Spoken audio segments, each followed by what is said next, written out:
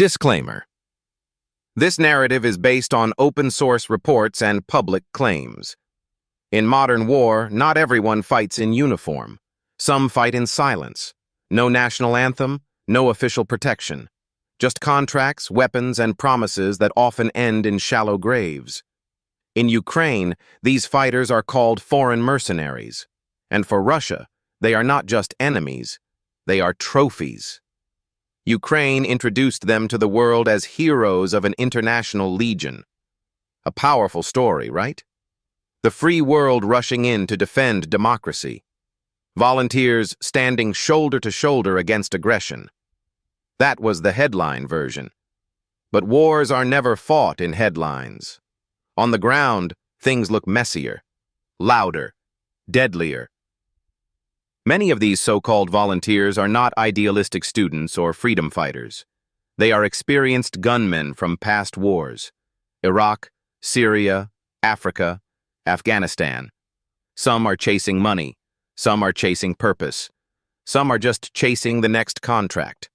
Their loyalty lasts as long as the payment does, and Russia knows this very well. From Moscow's point of view, these fighters are not regular soldiers. They do not wear Russia's enemy uniform. They do not officially belong to Ukraine's army in the same way. That single detail changes everything, because once you remove official status, you also remove protection. No guarantees, no sympathy, no prisoner of war safety net. So Russia labels them differently. Not soldiers, not civilians. Mercenaries. And mercenaries, in Russia's war logic, are fair game. High-value game. Why? Because these fighters bring something Ukraine desperately needs: experience. They know urban combat. They know ambushes. They understand Western tactics and Western weapons. Some have trained with NATO systems before. Taking them out is not just about killing fighters. It's about killing knowledge. But there's more. Much more. Every mercenary on Ukrainian soil is a walking political problem. A foreign passport with a rifle attached to it. If that fighter dies, the battlefield doesn't stay in Ukraine. The story travels back home, to European capitals, to angry families, to uncomfortable parliaments. Russia understands this perfectly.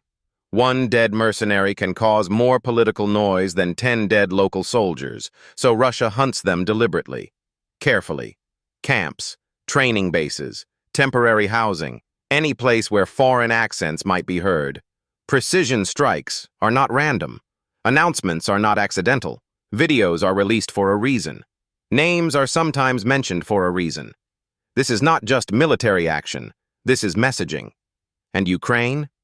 Ukraine knows the risks. Yet the doors remain open. Recruitment continues. Why? Because mercenaries fill gaps. They arrive ready. No long training, no political debate, just immediate manpower.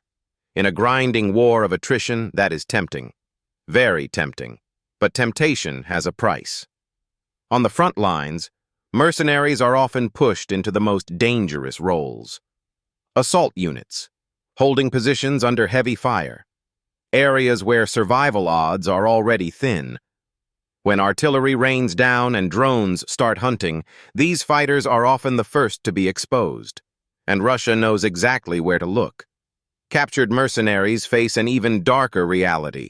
Their legal status is blurred. Russia rarely treats them as normal prisoners of war. Trials, long sentences, publicized confessions. Their capture becomes a warning sign, not a humanitarian case. So here is the uncomfortable question Ukraine avoids answering out loud. Are these fighters valued allies or expendable tools? Because every time a mercenary is killed or captured, Russia wins twice, once on the battlefield, and once in the information war. The message is loud and clear: come to Ukraine and you will be hunted without mercy. And if Russia is willing to turn mercenaries into symbols, propaganda weapons, and political leverage, then what happens when this hunt escalates even further, and the targets grow bigger, more valuable, and more public? Once mercenaries became symbols, the war changed. This was no longer just about trenches, tanks, or territory. It became about optics, about fear, about warning the next wave of foreign fighters before they ever booked a flight. Russia understood that killing mercenaries quietly was a missed opportunity. Killing them loudly? That was strategy. Every announced strike followed a familiar pattern: a location, a claim, a number. Foreign mercenaries eliminated. Sometimes proof was thin, sometimes it was disturbingly clear, but accuracy was almost secondary. The real target was the audience watching from thousands of miles away. The message was simple and brutal: your passport will not save you here. This is where international law enters the story, and immediately gets twisted. Mercenaries live in a legal gray zone. They are not automatically protected like regular soldiers. Russia exploits this gap without hesitation. Captured fighters are labeled criminals, not combatants. Their fate becomes a tool. Their trials become theater. Their sentences become headlines. Ukraine knows this. And yet, the calculus remains the same.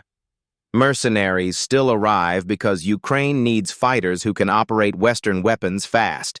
Anti-tank systems, advanced drones, complex battlefield coordination. Training local troops takes time. Mercenaries don't need time. They arrive preloaded with skills. But that speed comes with consequences. As casualty numbers grow, political pressure follows. Families demand answers. Media outlets ask uncomfortable questions. Governments quietly distance themselves.